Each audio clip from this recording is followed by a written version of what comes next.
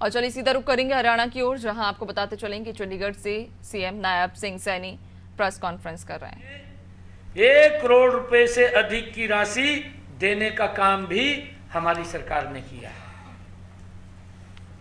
जो लोग ये हिसाब मांग रहे हैं, मैं उनको ये आईना दिखाना चाहता हूं कि हमारी सरकार किस प्रकार से मजबूती से किसान हित के अंदर निर्णय भी ले रही है, किसान को मजबूत भी कर रही है, किसान को सशक्त भी करने का काम हमारी सरकार कर रही है।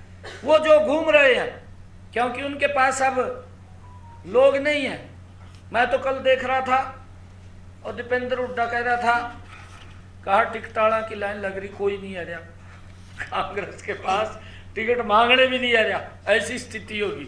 अब ये कहना पड़ गया कांग्रेस के नेताओं को कि लाइन लग रही है टिकट मांगने वालों की, परंतु टिकट लेने भी नहीं आ रहा। ऐसी स्थिति कांग्रेस की, क्योंकि उन्होंने लोगों का शोषण किया है।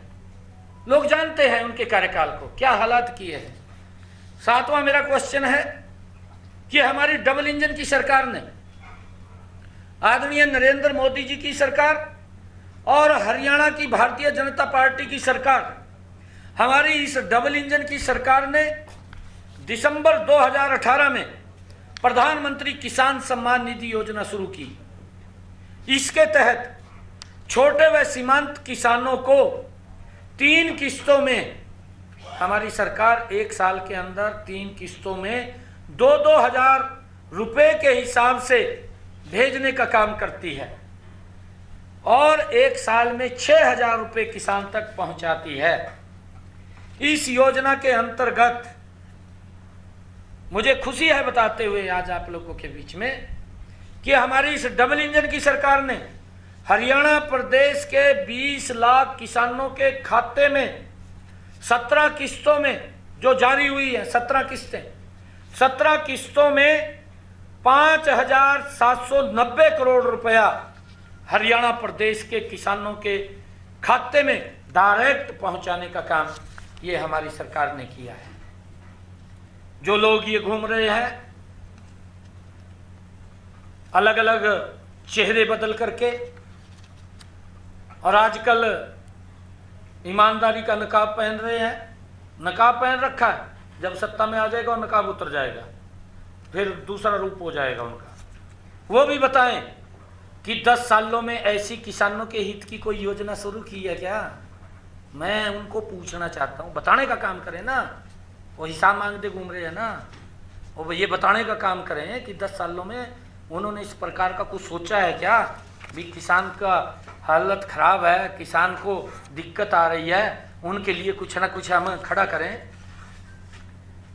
तीसरा, मैं 8वां क्वेश्चन है मेरा, 8वां क्वेश्चन है कि हमने नहरों का सही रख रखाव करके उनको तर्क संगत ढंग से नहरी पानी की आपूर्ति सुनिश्चित करके अंतिम टेल तक पहली बार हमारी सरकार ने पानी पहुंचाने का काम किया है। पिछले 40 वर्षों में, क्योंकि ये पीछे 10 साल ये भी रहे, उससे पीछे भी रहे, पिछले 40 वर्षों में कभी पानी नहीं पहुंचा। उदाहरण के तौर पर मैं बताना चाहता हूं, ये पहली बार किसान के हित के अंदर अंतिम टेल तक पानी पहुंचाने का काम हसनपुर, धनचौली, माधोगढ़ व सुरहेती माइनरों की टेल पर 39 वर्ष के बाद तथा निम्बाहेड़ी माइनर में 30 वर्ष के बाद ये पानी पहुंचा है।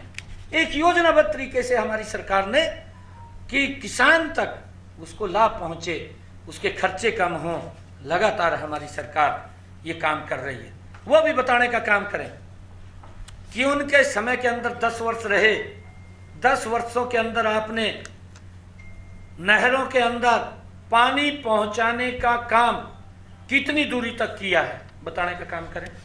खाली झूठ ना बोल रहे, ये भी बताएं। हरियाणा आज पूछ रहा है, हरियाणा में झूठ फैला रहे हैं, झूठ बोल रहे हैं ये लोग।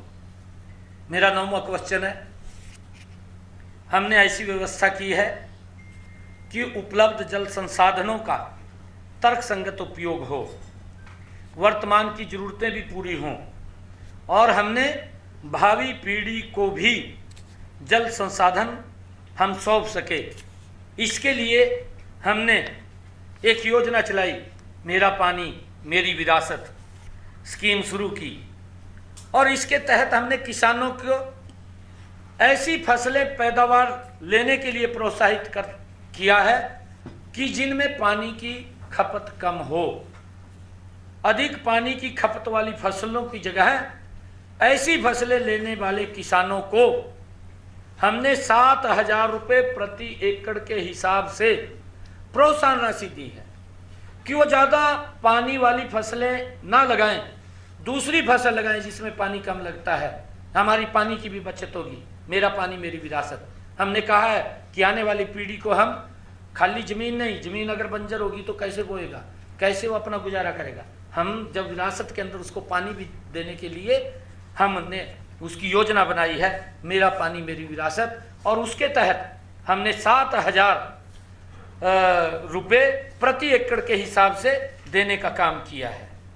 और मुझे ये बताते हुए कि हमने एक और योजना इसके साथ सीधी बिजाई की भी वो अनूठी योजना शुरू की है। जैसे धान की सीधी बिजाई करते हैं, इसका भी उद्देश्य यही है कि पानी की बचत हो।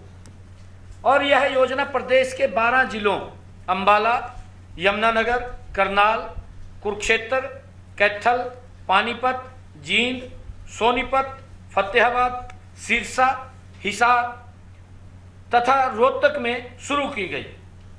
धान की सीधी बिजाई करने वाले किसानों को भी हमने 4,000 रुपये प्रति एकड़ के हिसाब से उनको इंसेंटिव दिया, अनुदान दिया है। और इन दोनों पहलों के तहत अब तक किसानों को हमने 255 करोड़ रुपया डायरेक्ट उनके खाते के अंदर पहुंचाया है। जो हिसाब मांग रहे हैं, क्या उन्होंने भी इस बारे में सोचा है? वो बताने का काम करें। क्या उन्होंने इसके बारे में दूर तक कोई प्लानिंग भी की थी? उनकी तो प्लानिंग होती थी कि किसान की ज़मीन को कैसे दफ़ा 4 और दफ़ा 7 का वो दिखा करके कैसे हड़पी जाए, कैसे बिल्डरों को दी जाए, ये उनका ध्यान रहता था। ऐसी चीज़ों के ऊपर उनका ध्यान नहीं रहता था। वो बता देंगे आपको। ये मैंने आपको फिगर बताई है आज कि हमने इस योजना के तहत इतने पैसे दिए हैं। ये किसान के हित के अंदर है। ये जो लोग बोल रहे हैं, ये हिसाब मांग रहे हैं, झूठ बोल रहे हैं, झूठ फैला रहे हैं, मैं तथ्यों से बात कर रहा हूँ। 10वां मेरा क्वेश्चन है कि हमने पराली जलाने की एक ज्वलंत समस्या थी। पोल्यूशन भी फैलता था। केजरीवाल भी बोलता था दिल्ली में बैठ करके कि हमारा हरियाणा और पंजाब का किसान वो पराली जलाता है और यहाँ पोल्यूशन फैलता है। ये मैं तो पंजाब के किसानों को भी कहना चाहूँगा कि माननीय सुप्रीम कोर्ट ने फैसला दिया है। माननीय सुप्रीम कोर्ट ने भी हरियाणा के